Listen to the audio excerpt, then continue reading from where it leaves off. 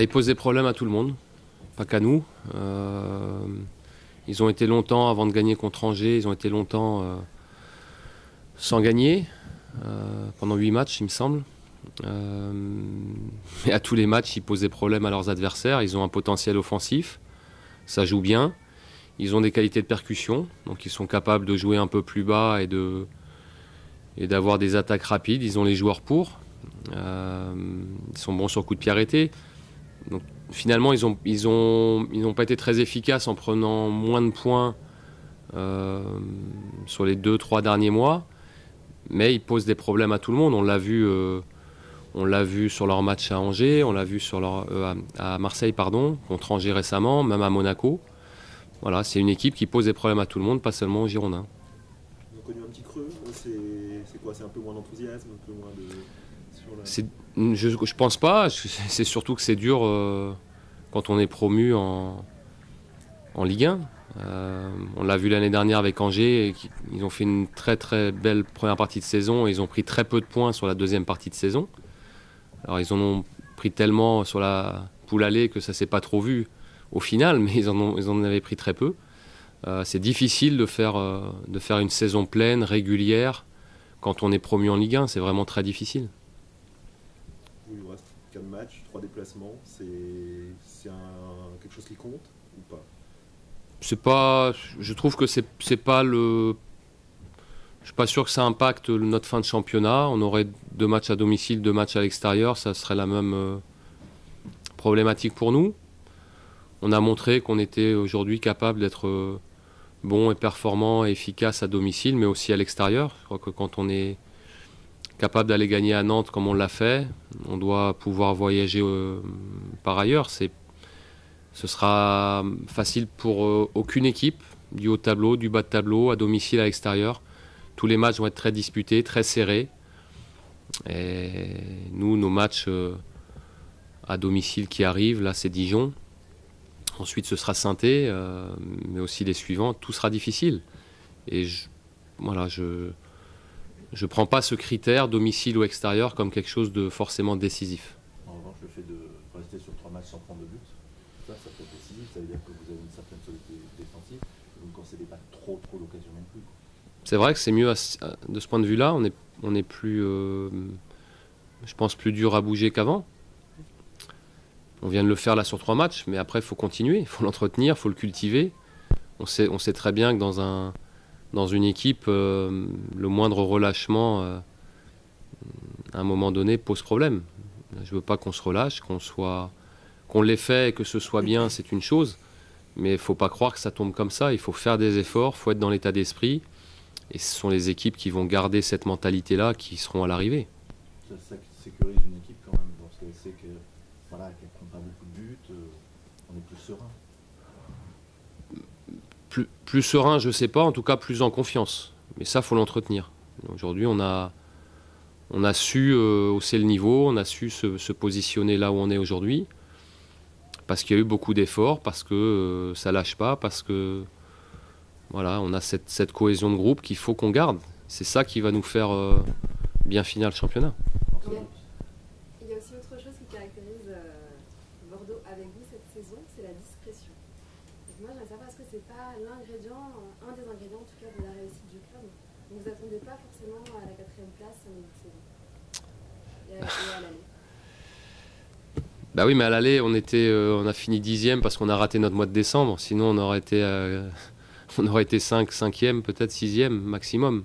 On aurait été là à Noël, on a raté notre mois de décembre, on l'a payé.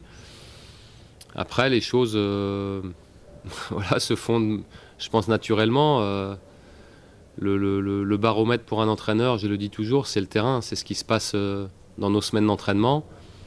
Après, il faut le valider en match, mais sur ce que j'ai vu de mon groupe, il y a eu de la progression, c'était indéniable. Alors aujourd'hui, on est positionné en haut de tableau, on veut y rester jusqu'au bout, évidemment. Après, qu'on fasse des effets d'annonce ou qu'on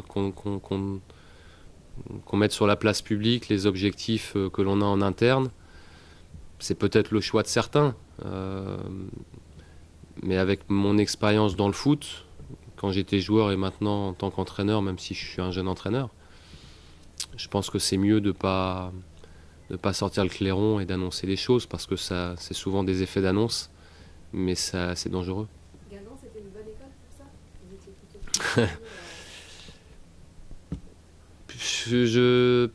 Vous savez, je ne crois pas avoir vu cette année, peut-être maintenant un petit peu, mais bon, Paris parce qu'ils en ont l'habitude, mais Monaco ou Nice, je ne crois pas avoir entendu ou lu beaucoup qu'on joue le titre, on veut être champion, etc.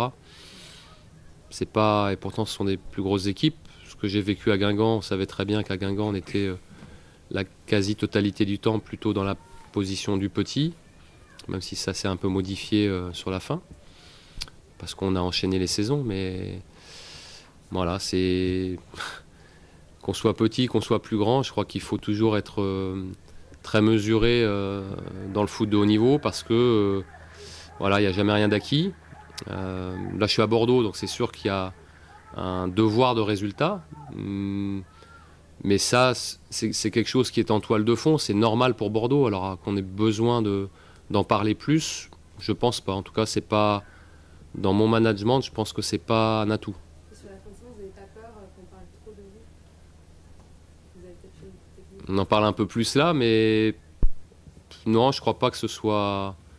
On arrive près du bout et je pense que tout le monde dans le vestiaire, le staff, les joueurs ont les idées claires. On a l'impression que vous avez su gommer peut-être le problème récurrent de Bordeaux, à savoir contre les petites équipes, ça passait quasiment jamais. Et là, depuis janvier, les équipes qui sont derrière vous, vous les avez battues, vous fait match nul contre Angers et Rennes. C'est gommé, ça?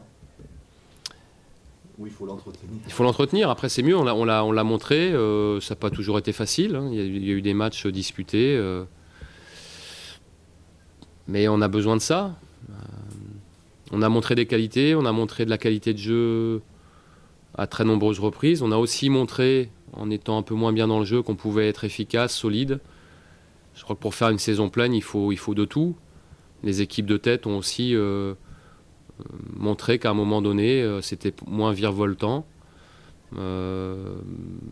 Mais ça passe quand même. Et ça, il faut être capable de gagner des matchs en étant voilà, peut-être moins dans un jour un peu moins bien. Mais c'est important dans la compète de continuer à avancer, de prendre les points, de gagner des matchs, même quand c'est un peu difficile. Ça fait aussi partie de la compète.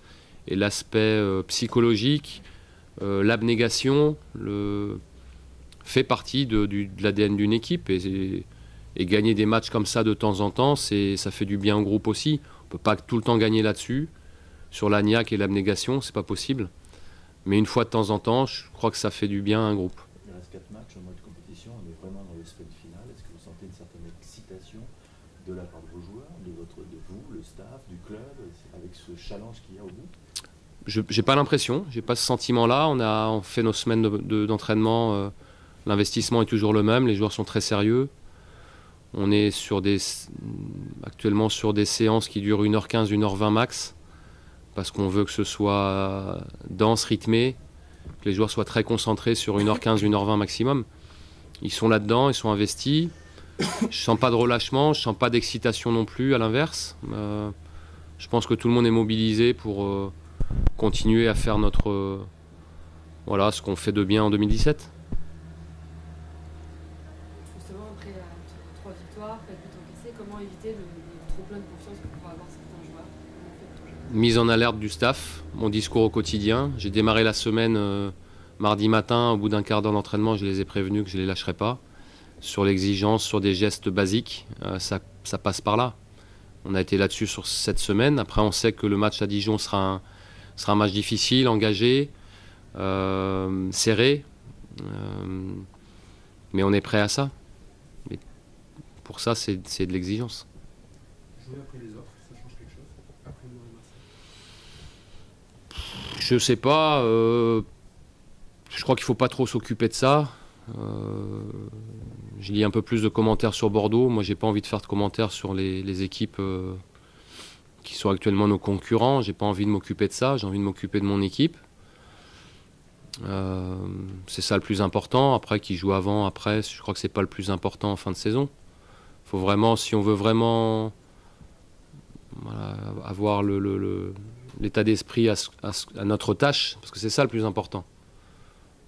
Vos concurrents peuvent lâcher des points. Si vous ne faites pas ce qu'il faut, ça ne sert à rien. Il faut vraiment être dans notre tâche, s'occuper de nous, du match qui arrive, des spécificités du match, encore une fois. Et en étant là-dedans, on est prêt. Après, il faut jouer le match et il faudra qu'on soit meilleur que Dijon. Est-ce que l'incertitude qu'il y a autour de Bastia-Lyon pèse aujourd'hui sur cette lutte européenne? Non, non, non. On n'en parle pas entre nous. Les instances prendront leurs responsabilités. Voilà, c'est... Après, je perds pas d'énergie là-dessus. On verra. Vous avez pas mal de soucis au niveau de vos latéraux dans la saison là, à gauche. Est-ce que Diego revient? Est-ce que vous avez tenté d'être sur la continuité, de garder la continuité? Diego revient parce qu'il se sent bien. C'était trop juste la semaine dernière. Il lui a fallu une semaine après sa blessure à Nantes. Là, il revient parce qu'il est apte, il se sent bien. Voilà. Est-ce que Milan à gauche, il revient naturellement à droite ou c'est pour la progression? Ça peut être Milan à gauche, ça peut être Youssouf à gauche aussi à l'extérieur. C'est un peu différent. J'ai privilégié Youssouf à droite et à Nantes en cours de match et à domicile contre Bastia parce que je voulais pas limiter Youssouf dans son expression. Il est très très bon, il pèse beaucoup offensivement parce qu'il a un bon timing, il combine bien avec Malcolm. Donc je voulais pas le limiter là-dessus. Après à l'extérieur, ça peut être différent. C'était un souci cette saison, ces latéraux finalement? C'est le poste aussi pas de pépins, de blessures, de changements? Je sais pas pourquoi, je n'ai pas de réponse. Depuis que je suis entraîneur pro, depuis Guingamp, depuis 2010, donc c'est ma 7e saison. Tous les ans, il y a des histoires avec les latéraux, des suspensions, des blessures. Je n'arrive pas à l'expliquer, mais tous les ans, c'est un peu la même problématique, donc j'ai l'habitude de gérer ça. Donc finalement, ça ne devient plus un souci. Tous les équipes soulignent mais je m'en passerai bien. Des latéraux chez vous. C'est un point sur lequel vous insistez beaucoup, justement, sur leur participation, sur leur... Je crois qu'aujourd'hui, un latéral moderne qui ne monte pas, c'est problématique. Alors on peut, sur un match, on l'avait fait à Monaco, où je ne voulais pas que les latéraux sortent parce que c'était Monaco, et je crois qu'on leur a posé des problèmes comme ça n'a pas été suffisant, mais il peut y avoir une problématique de match qui fait que les latéraux vont peut-être moins monter. Mais aujourd'hui, dans le foot moderne, tous les latéraux doivent être capables de se projeter et de défendre. On ne peut pas avoir ou l'un ou l'autre. Il faut les deux aujourd'hui pour être un bon latéral. Les autres joueurs? Il n'y a pas fini, je crois, Nicolas. Si. Côté effectif, d'accord. Effectif que vous avez pour dimanche? Les blessés. Thomas Touré est toujours en reprise. Et Diego Roland sera sans doute juste par rapport à son entorse contre Bastia. Entorse de cheville. Jérémy s'est pas entraîné ce matin, Ménès? Ce matin, on était sur plusieurs ateliers. Il avait un travail en salle. Ils avaient la possibilité de choisir ce matin entre 4 ateliers différents. Et il y avait un atelier en salle, il était en salle. Donc il est apte, vous oui. Vous sentez apte physiquement et mentalement à reprendre?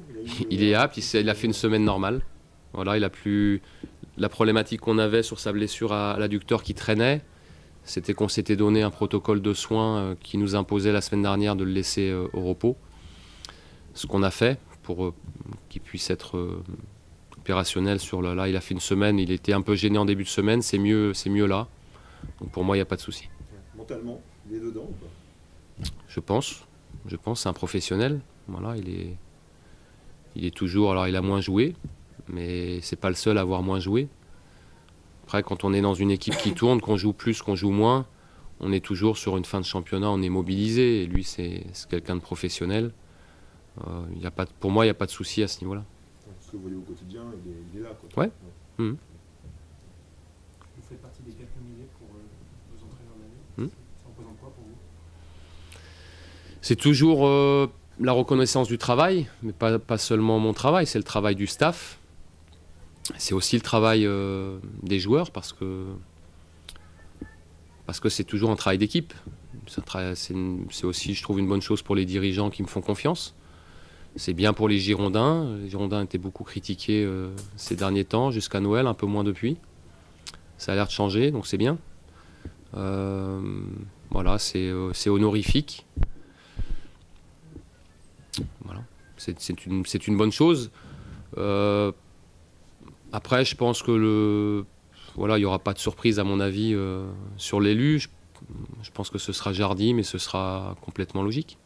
Après, ça dépend quand est-ce qu'il y a eu le vote. Je sais pas comment ça s'est Il a eu lieu récemment. Après, il faut bien préciser, parce que c'est les 40 entraîneurs pro, Ligue 1, Ligue 2, qui votent pour selon eux, les 3 meilleurs entraîneurs de Ligue 1 et les 3 meilleurs entraîneurs de Ligue 2.